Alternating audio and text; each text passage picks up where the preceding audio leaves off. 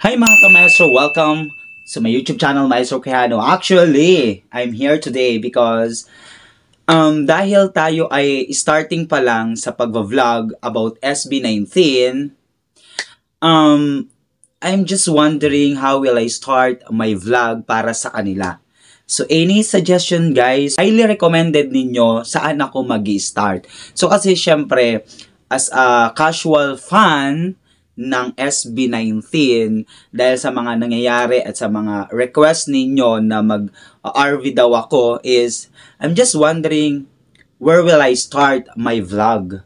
So, comment naman ninyo mga 18, mga caps 18, kung saan ako mag-start.